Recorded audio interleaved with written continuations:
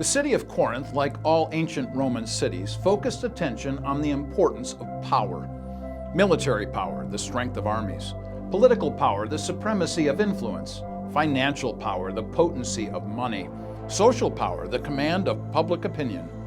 Corinthian values were predicated upon domination. In the middle of a city, in a culture built upon the idea of making others submit to the will of the powerful, the Apostle Paul utters these words in 1 Corinthians 1:18.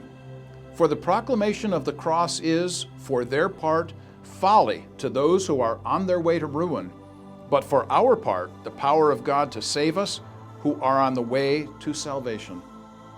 God flips the script on a human view of power.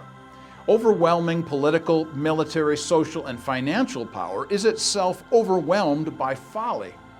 Paul uses the word folly, from which we get our word ineffective, meaning empty or fruitless. God turns the tables on humans' views of power.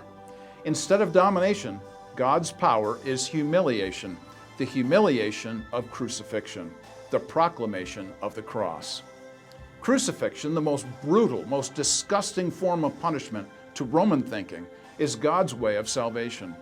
The Romans thought of crucifixion on a cross as a scandal, the Greek word Paul later uses to describe death on a cross. You see, crucifixion was punishment reserved for the worst of criminals, the most hated terrorists. God says the way to salvation, to true power, is through Jesus' humiliation at the cross. It might seem strange during the Christmas season to reflect on the crucifixion of Jesus, but stop and consider the greatest power, the only effective means of human salvation from sin, begins with the birth of a baby, God in flesh, our only hope for peace on earth. For Truth in Two, this is Dr. Mark Eckel, president of the Comenius Institute, personally seeking truth through the power of Jesus' work on the cross.